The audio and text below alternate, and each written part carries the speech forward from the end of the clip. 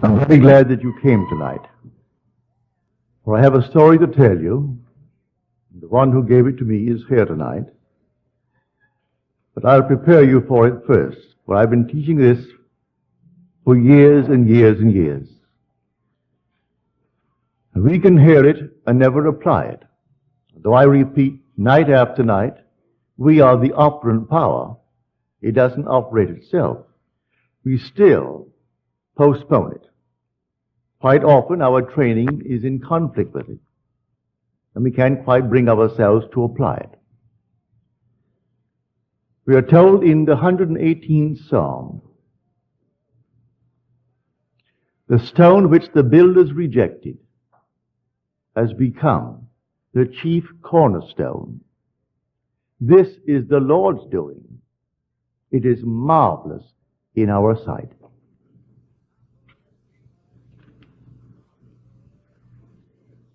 Many years ago, sitting in the silence, thinking of nothing in particular, my eyes closed in contemplation, but not really thinking of any one particular thing, suddenly a stone appeared before my eyes, about that size, huge quartz. And here this quartz shattered, fragmented itself into many, many pieces, and then quickly reassembled itself, but this time into the human form, seated in the lotus posture. As I looked at it, I saw it was myself. I am actually looking at myself. I became so emotionally lifted. As I looked at it, it began to glow. And then it reached the intensity of, I would say, light of the sun. And then it exploded. And then I awoke in my chair. The stone that I had rejected was myself. I could not believe that I myself was the cause of the phenomena of my life. I thought he did it, she did it, they did it, the world did it, but certainly I am not responsible. These things happen because others are the causes. And here I am looking at the stone which the builder rejected. This is marvelous, said he. It's the Lord's doing, and it's marvelous in our sight. When we actually see this world as a world of appearance, behind which the reality of imagining lay, we find the truth. All things exist in the human imagination. By that I mean the individual's imagination. In your own bosom, you bear your heaven and your earth. And all that you behold, though it appears without, it is within, in your imagination, of which this world of mortality is but a shadow. Now, you and I will call ourselves either Christians or Jews. Both are the same, really. The Jew is the foundation stone. It is the tree. Christianity is its fulfillment. It is the fruit. But the tree is Judaism. And all that it actually contains will come out eventually in a plan, a wonderful plan that was there in the beginning of time. And that we call Christianity. Blake said, I know of no other Christianity and no other gospel than the liberty both of body and mind to exercise the divine arts of imagination. Then he adds, the apostles knew no other gospel. And the worship of God is using his gift. And then he states, God becomes as we are, that we may be as he is. Now, what is the gift? He also mentions that. The gift He said, man is all imagination, and God is man, and exists in us, and we in him. The eternal body of man is the imagination, and that is God himself, the divine body, Jesus. Now, as you're seated here, that's all about you. Your own wonderful human imagination is the God of the universe. That is the one spoken of as the Lord Jesus. That's the one. Is it really true? Well, you're called upon to test it. Test it and see if it's true. Now, I have a letter on me tonight. I really should read it, but I'm not going to. I should read it just as he wrote it, but I'll tell you the contents of the letter. This gentleman hasn't been here in years. The last time I saw him was at the E-Bell. Well, you know who have been coming since the E-Bell, how long that has been. He said, I must tell you this story. It may not make sense, but I must tell it. For it's the first time that I have ever used my training according to the things that I have heard you say. I am a psychologist, and I have wasted years trying to talk people out of their mental problems when I could easily have imagined them whole and happy. Now, here is the story. He said, a friend of mine, this lady, claimed that she was in many ways abnormal. She and her husband adopted a little baby girl, and something very strange went wrong with the child. The child was 4 years old and still could not speak, and the few words it muttered, it garbled so that it is simply not intelligible. But in the 4 years talking to her, there was progress. Then one day she said to me, I do not feel any longer that I am abnormal. So now I say to myself, I am not abnormal. He tried to explain to her that that's not quite the approach. And then he broke the thought and he told me this story. That, for instance, in my own case, I find a home that I want. I begin to imagine that I'm living in that home, and then doubt sets in, with the result that that doubt materializes into a person. And that person has more money than I have, and he buys the home, leaving me out in the cold. I know from that experience that every person in my world only reflects a mood in me. Everyone that I meet, whether I know them or a stranger who buys the home that I wanted. When the doubt set in, the doubt materialized into a person. I didn't know him, but he only reflects that mood of doubt in me. So he has more money and he buys the home, and I am out in the cold. So I reconstructed a sentence for this lady. And I said, no longer must you say, I am not abnormal. You must now begin to say, I am perfectly normal. She said, I do not feel that. He said, I do not care whether you feel it or not.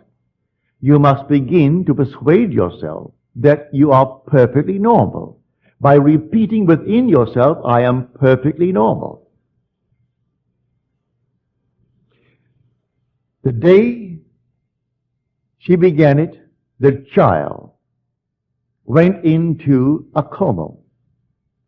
So profound was the sleep that it was difficult to rouse her. She could not be awakened. She asked me to examine the child. I said, no, take her to a medical clinic and have them examine the child. But as she began, from his suggestion, to assume I am perfectly normal, within 24 hours the child awoke. They made the test in the medical center and found her alert and bright. She was only the outpictured statement of that mother who adopted her. The mother began to feel, I am abnormal. So she adopts a little child, a little girl. And the girl for 4 years couldn't talk. And when she began, it was so garbled, it made no sense. She only bore witness to that strange, peculiar claim of the mother who adopted her. And when she changed the pattern of speech within her and said, I am perfectly normal, the child, by the medical clinic, found her not only alert, but perfectly healthy and returning to a normal state in this world. The whole vast world is yourself pushed out. All that you behold, though it appears without, it is within, in your own wonderful human imagination, of which this world of mortality is but a shadow. Why? I found him. I found him of whom the prophets spoke. They spoke of Jesus. And the world is taught to believe he's a man who lived 2,000 years ago and who was crucified 2,000 years ago. And I am telling you, he is crucified on humanity. And the one crucified on humanity is man's own wonderful human imagination. That's Jesus. And there is no other Jesus. That is Jesus. He is buried in man. He is the dreamer in man. And he is dreaming this dream of life. What are we feeding him? Well, I'll tell you what we feed him, because he is capable of anything in this world. And listen to these words from Deuteronomy, the 32nd chapter, the 39th verse of Deuteronomy. And these are the words of the Lord speaking. I kill, and I make alive. I wound, and I heal. And there is none that can deliver out of my hands. There is only one creative power in the world. The one who kills is the one who makes alive. The one who wounds is the one who heals. And there is no other power than this one power. And that one power is your own wonderful human imagination. That is God. There is no other God. He is buried in you. And the day will come, he will awaken within you. When, and I trust it is now, that I could turn you from this world of seeming reality on the outside to a world of imagination. So you actually live in your own wonderful human imagination. If you do, and you really turn into a being who believes in the reality of his own imaginal acts, you are then on the verge of rebirth. It does not say when. He tells you no one knows, not even the Son, only the Father. Don't ask me when, said he. But I'll tell you the signs of it when you actually begin to trust your own wonderful human imagination. When you can sit quietly all alone, asking help of no one, and really believe that your imaginal act is a creative fact, and that in the interval of time necessary, it's going to externalize itself and become a reality in your world, you're on the verge of rebirth. As you're told, unless you are born again, you cannot enter the kingdom of heaven, even though the kingdom of heaven is within you. The kingdom of God is within you, and God is in his kingdom. Although he is in his kingdom, and that kingdom is in you, you can't enter it unless you turn from this world of materiality, believing it is the cause, believing it is the reality, to live in your own wonderful human imagination. When you do, you'll find yourself on the very verge of being reborn. So you're warned, do not ask me when.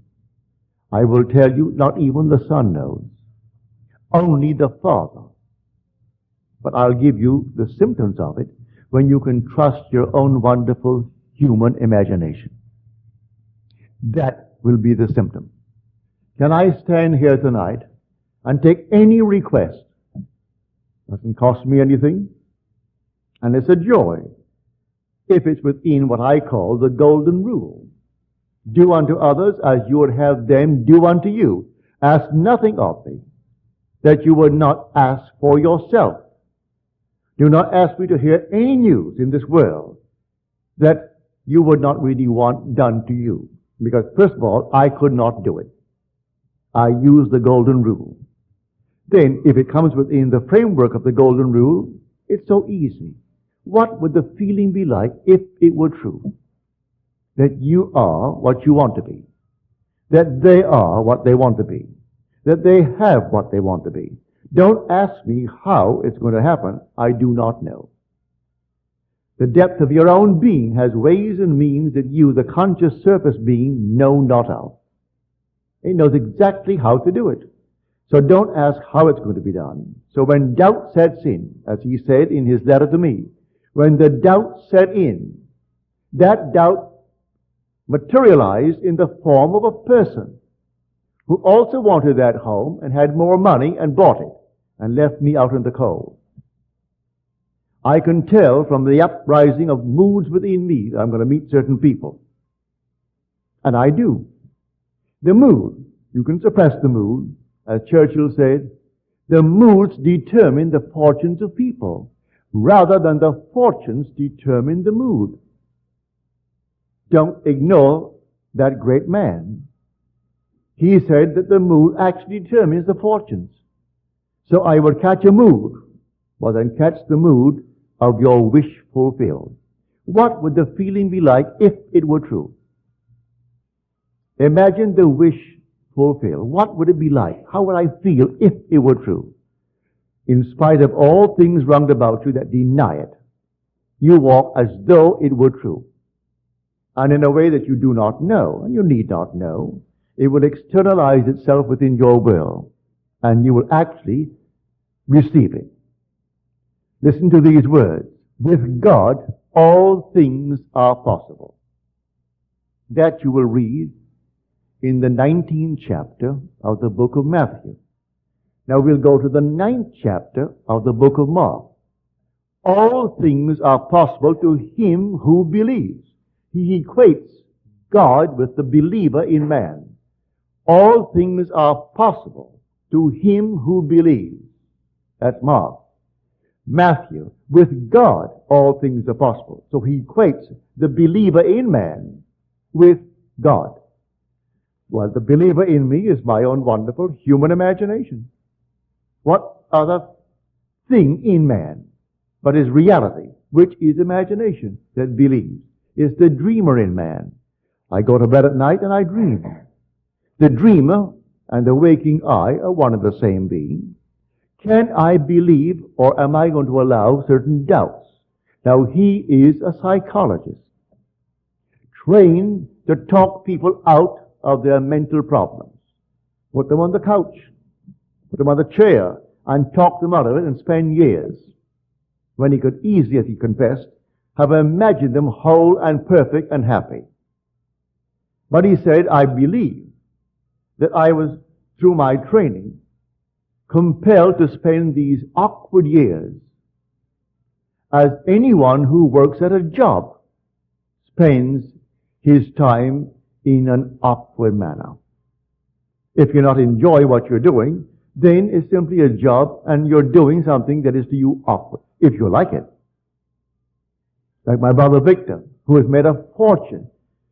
The very smell of the ship, the very smell of the boat, the smell of his store, he loves it. He goes there in the morning, and the odor of his store, I can't stand it. He goes into the grocery store and everything about it. He just loves the odor, all the combinations of the odors of the grocery store. He goes into his department store, all the things of the department store. That's the odor. It affects him. He loves it. Goes to a hotel, and the restaurant naturally is all in service. That affects him, and he loves it. He so loves it. He's in the mood of success. So, fall in love with something that really excites you and feel that you are already what you want to be. And I tell you from my own experience and from this man's experience that it will work. Now, here is a man who heard me years ago. He came home one day, and I thought, now here's a man teaching people how to live correctly. And I had 2 books. They're completely out of print. You can't buy them. But I thought, if I could give them to someone doing this kind of work, who is serious, he's a trained psychologist, I'll give them to him. So I gave him these books. I don't think he's read them. First of all, they're named after the mountains of Switzerland, Zermatt and Oberland. But it's all imagination. The man who wrote it, I presume he's gone now. He was 94 when I last heard from him. But I gave him these books. They were new and completely out of print. You can't get the books. You might find them in some second-hand, but they were never popular books because they were very voluminous books. But he wrote them in the form of a dialogue like a Plato. He introduced 5 characters, and each one was a scientist, one was a philosopher, one was a mystic, one was something else, and they all discussed. And he had the central one who was the mystic, explaining the phenomena and the cause of the phenomena of life. And so he wrote these volumes. And I gave them to him. I asked him the other night, because he's here for the second time in years. And he mentioned the way he told me about them, I don't really think he really read them with understanding or really read them. Because it's told like a Plato would tell a story, introducing characters. Because the one person is speaking as the scientist, as the mystic, as the philosopher, as the atheist. He had them all present, only 5 characters. But the books are completely on imagination. And it's called the Zermatt Dialogues and the Oberland Dialogues. And I went down to the bookstore in Long Beach called Acres of Books looking for them. And old Mr. Smith, he's gone now. He was then in his 80s. And I was looking all over the philosophical department and the other departments. Oh, he said, you wouldn't find them there. You'll find them under Switzerland, the mountains. He didn't know the content of the book. Go over to the place and look under Switzerland. And there they were. So I found my 2 books. And I parted with him and I gave them to him in the hope that because he is a psychologist, a trained one, that these will show him that causation is all imagination. That imagining creates reality. What am I imagining?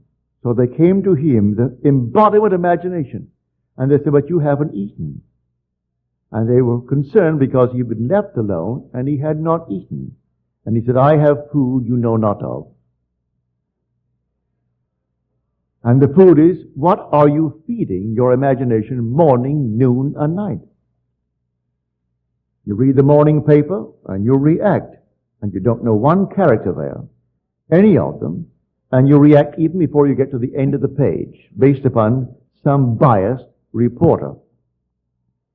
But you react. That's what you fed the Lord. For the Lord is your own wonderful human imagination. That's God, and there is no other God. That is the Jesus of Scripture. That's the Jehovah of the Old Testament. And He is housed in you. That's why you are immortal. So you can drop right now. Now I tell you, it makes no difference to your immortality. Chop off your head, burn you, and turn it into dust. You are an immortal being. You cannot cease to be, because God became as you are, that you may be as He is. And so you're going through these with these strange, peculiar diets, and we simply produce what we feed upon. You can learn a lesson from the animal world. When we were children, we had ducks, chickens, all kinds of things that you have on a farm. And we were a large family. There were 10 children, 9 boys and 1 girl. And we had a father, mother, and grandmother, all living in our home. And Mother would say to us, take, say, 2 or 3 ducks and put them away, because I want them in 2 weeks, I'm going to have a duck dinner. So you take the 3 ducks and you put them away. But she meant that you will change their diet. Because when I was a boy, fish was plentiful and cheap. You could bring in all kinds of fish. We had no refrigeration, so if it wasn't sold in the evening, early evening, it rotted. So you simply either use it for strange bait the next day, or you fed the animals, that is, the ducks. So we would take the fish while we kept them alive and fed on ducks, on fish. And they got fat and they were altogether healthy. But you couldn't eat that bird until you took it and isolated it and put it in a cage by itself and stuffed it with meal, corn, sour milk, anything of that nature. And at the end of 10 days, that bird, having been fed only on, say, milk or corn or anything you had of that nature, the whole system changed. And so when you cooked it, it was like a milk-fed bird. If you didn't do it, you couldn't eat it. It's all fish. And I would know, I can see it now in my mind's eye. When Mother said, Neville, get a few ducks and put them away, and I'm playing cricket and playing soccer, I forgot it. When I remembered, it was only about 5 days before. So I took the ducks and put them away, but 5 days was not enough to purge it completely of the fish. Well, you could smell that thing all over the neighborhood. On Sunday afternoon, we were going to have ducks.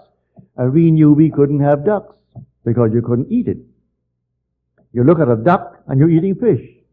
So it repulsed everyone. Of course, we got a good spanking for it because we didn't do what Mother commanded us to do at the time that she told us to do it.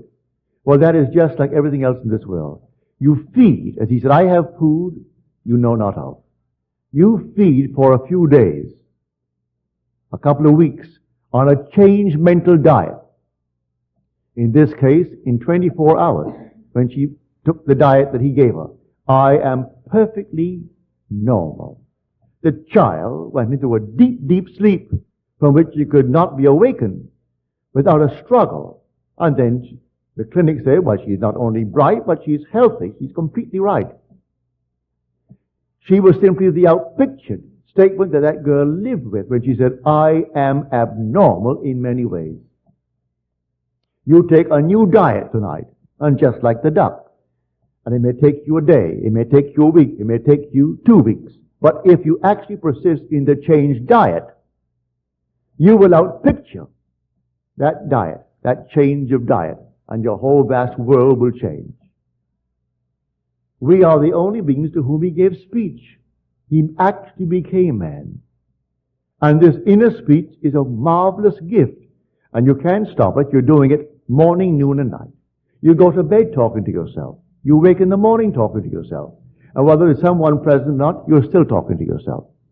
You walk the street. Some are obvious when they do it, but most of us are not that obvious, but we're doing it anyway. We're carrying on little mental conversations with ourselves. But what are we carrying on? Arguments? Or are we boldly affirming and asserting that I am? And then name what I want to be. In her case, he gave her what she should say. And she argued with him that she couldn't say it because I do not feel that yet. Don't wait to feel it, he said to her. Do it now. I am perfectly normal, because if you say I am not abnormal, that's not a creative thing towards your goal. In fact, it may be destructive. You want something positive, not something negative. I am not abnormal. I am perfectly normal.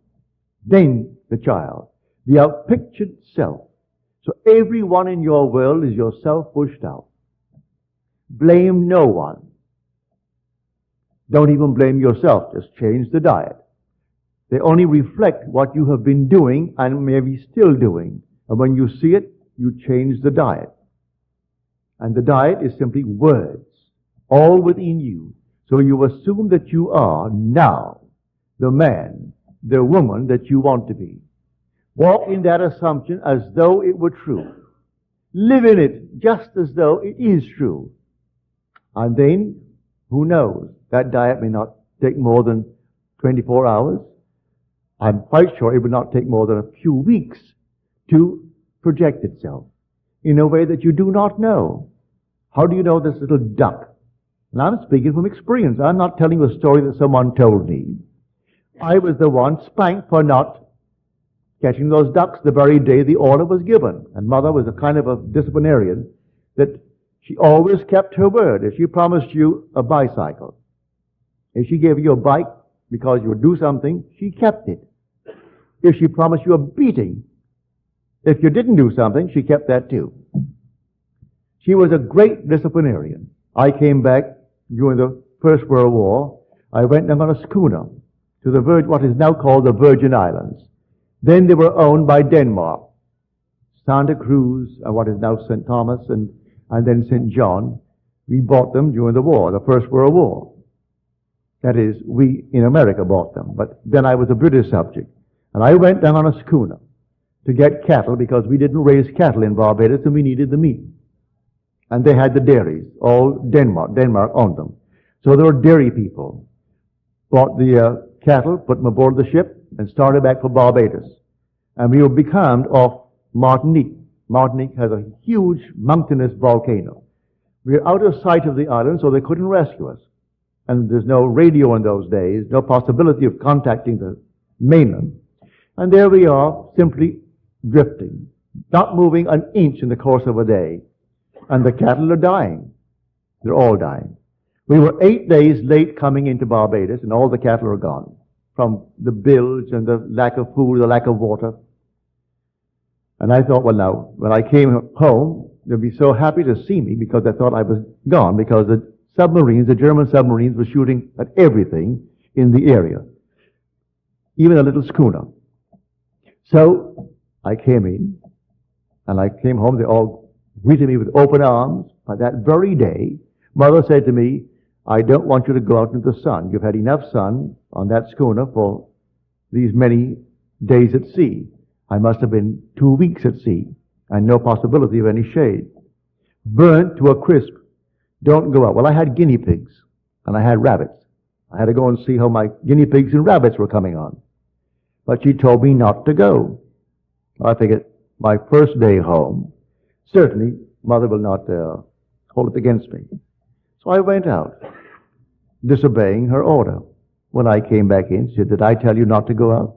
Yes, Mother. I thought, well, now, after all, this is my first day home. She thought I was dead. Here I am resurrected. That didn't pacify her at all. Took off that shoe, and she whanked me. And she let me have it. She was the most marvelous disciplinarian. She promised you a watch, you got it. If she promised you anything, you got it, including the whipping. So I'm telling you, a change of diet. And in our case, we are the Lord. And the Lord feasts upon words. He is the Word. And so what are you saying to yourself in the course of 24 hours? I am in want, I am this, I am that. Change it. Completely change it. And say within yourself, I am happily, blissfully married, if that's my objective in life. Reason denies it, your senses deny it, I am blissfully happy. And sleep as though it were true. I can tell you that story from my own personal experience. It works that way. And when I told the details of how it happened, people saw the means employed, which I certainly didn't manufacture them, not consciously, and judged me harshly for telling the means. But, as you're told in Scripture, I have ways and means ye know not of. My ways are past finding out. All you do is simply go on the new diet. But when I found the girl to whom I'm now married, and blissfully happy with her, since the day I met her back in 1936, I was completely involved. I wasn't divorced, and in those days in New York City, a divorce was out. It only became legal after the very, very, very wealthy Rockefeller got his outside and then brought pressure to bear on the state to pass a decent, modest, normal, modern law, allowing people who cannot live together to separate and then seek a normal divorce. Prior to that, all divorces were simply collusion. All divorces. You paid someone to find someone, and then they signed these little things. You went before the judge, and they all knew it was collusion anyway. Well, here I am completely involved in marriage, and I want to marry this girl. I met her the very first second I saw her. I said, she doesn't know it, but she's going to be my wife. She doesn't know it yet. And simply, I slept as though we were blissfully happy. She on that bed, and I on my bed. It wasn't a sex act. It was simply, she was there in the room, in our lovely home, and I was in my bed and she was on her bed. So I didn't make it an emotional thing of that nature. And the girl, who was my former wife, who refused, she even left the state so as not to be given a summons. One day I got a call from the court telling me to come on down.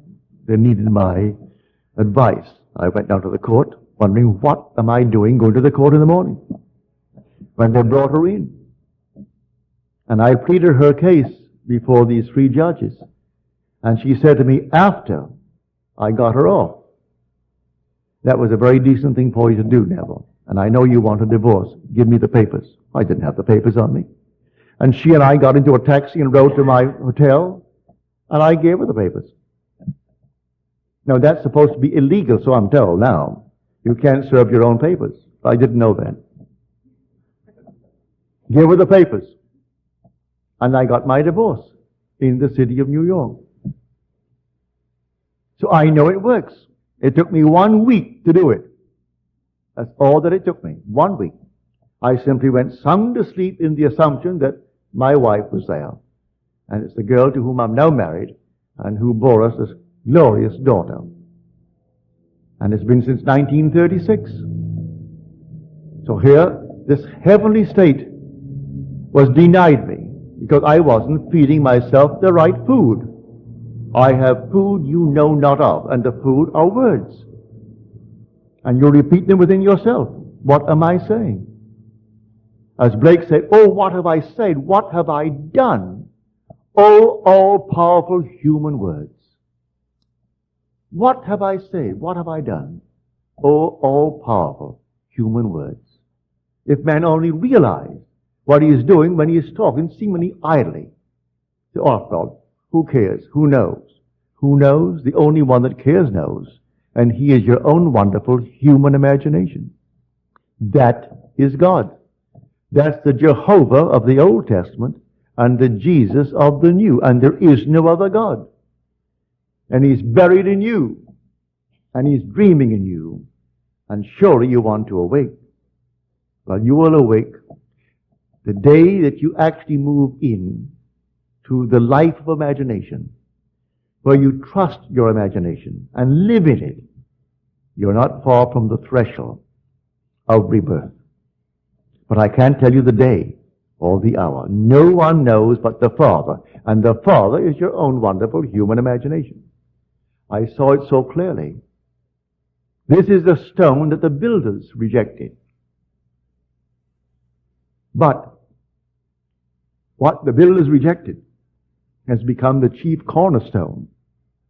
It was the Lord's doing, and it is marvelous in our sight. So I rejected the fact that I was the cause of the phenomenon of my life. I couldn't believe it. I thought everyone outside of myself caused it. Then I realized, when I saw the vision, here is a stone, a quartz, and it fragmented into numberless parts. As he said, the one who bought the home, that's a fragmented part of my own being. My doubt brought him into being. He materialized my doubt. A man, a person. And he bought the home I wanted because he had more money. I materialized that. It came out of me. So the whole thing fragmented. And then when it came together and formed itself into a man, seated in the lotus posture, and I looked at it, I'm looking at myself. Then I realized I am the cause. He is the dreamer in me. One day he is going to awake from this dream.